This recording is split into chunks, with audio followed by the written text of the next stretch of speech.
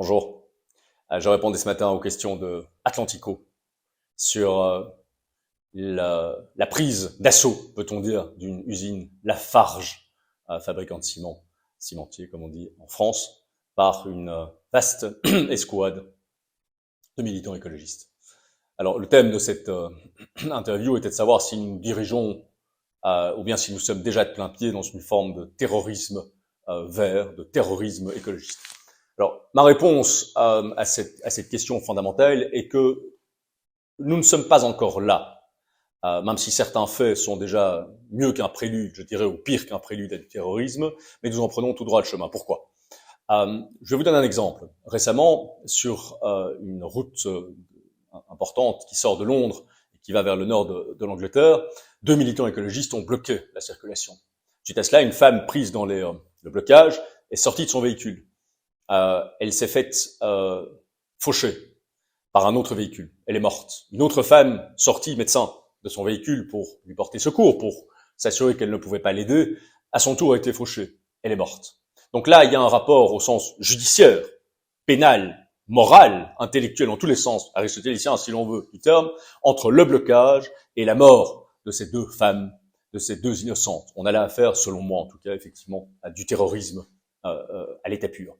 Alors, au-delà de ça, plus souvent, on voit des gens qui bloquent des voies de circulation, on voit des gens qui prennent d'assaut des œuvres d'art, on assiste à toute une série d'actes et d'actions qui généralement n'entraînent pas de dommages corporels, n'entraînent pas la mort, avec les exceptions horribles dont je viens de mentionner ici un exemple, ce n'est qu'un exemple, mais qui, en général, effectivement, ne vont pas jusqu'à tuer. Alors, c'est pourquoi je pense qu'il faut considérer en toute rigueur analytique que si nous prenons le chemin d'une forme de terrorisme d'inspiration écologiste directe, nous n'y sommes pas encore. Si on prend le cas de l'usine Lafarge, on a là une escouade, un nombre important, disons une centaine de gens qui sont tous costumés de la même manière. Donc on a une milice. En fait, il faut toujours se mettre du côté de la personne agressée.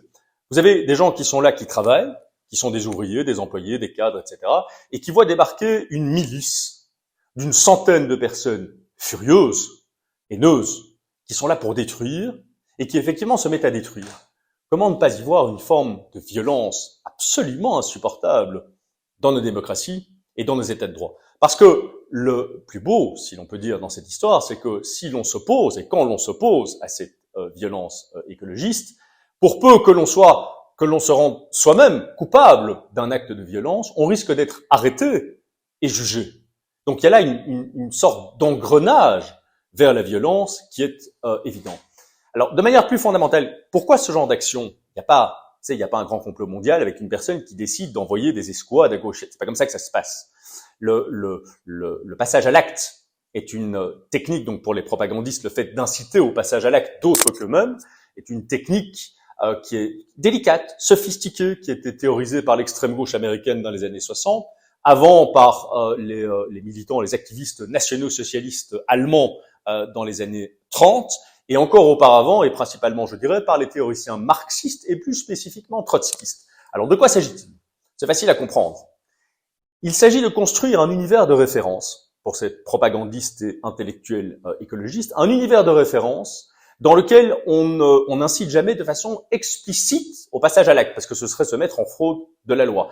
On n'incite jamais de façon explicite au passage à l'acte, mais on crée un univers de référence, un schéma causal dans le monde, où l'on ferme en réalité toutes les portes de l'action traditionnelle, la démocratie, la progression, le débat rationnel, et qu'une fois qu'on a fermé toutes ces portes, le militant plus simple dans son esprit, moins construit, moins bien informé en réalité, en arrive presque de lui-même à la conclusion que la seule action possible, c'est effectivement le passage à l'acte, c'est effectivement la violence. Vous savez, c'est facile à comprendre. Quand on en vient à présenter l'humanité comme étant une arme de destruction massive, le simple fait d'être pour l'humanité, le simple fait d'exister pour un être humain devient un acte de violence.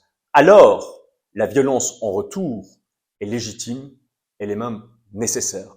Donc voilà la technique à laquelle nous avons affaire. Et comme cette idéologie écologiste, selon moi, c'est l'idée que je soutiens, vous le savez, si vous me suivez depuis quelque temps, le vrai totalitarisme, en tout cas en Occident, du XXIe siècle, si cette si cette idéologie mortifère, en réalité, prospère aussi bien, et on vient aujourd'hui à inspirer des passages à l'acte de plus en plus radicaux, on pourrait dire proto, donc pré-terroriste au sens strict, avec, comme je le disais ici à l'instant, déjà des morts, eh bien c'est parce qu'elle a gagné toute une série de sphères qui échappent à la sanction démocratique pour l'essentiel, c'est-à-dire l'Union européenne, c'est-à-dire l'Organisation des Nations Unies. Et donc toutes les défaites complète des écologistes sur le plan politique démocratique en réalité, parce qu'il n'y a que cet échelon-là, c'est l'échelon national au niveau démocratique, toutes ces défaites sont toujours en quelque façon rattrapées, compensées, corrigées par le fait que l'idéologie écologiste prospère aussi bien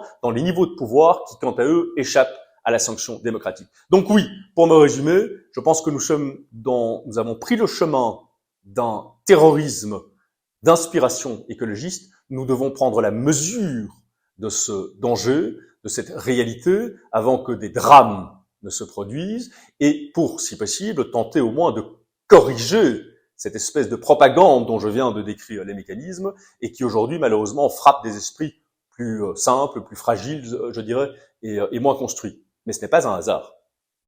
À bientôt.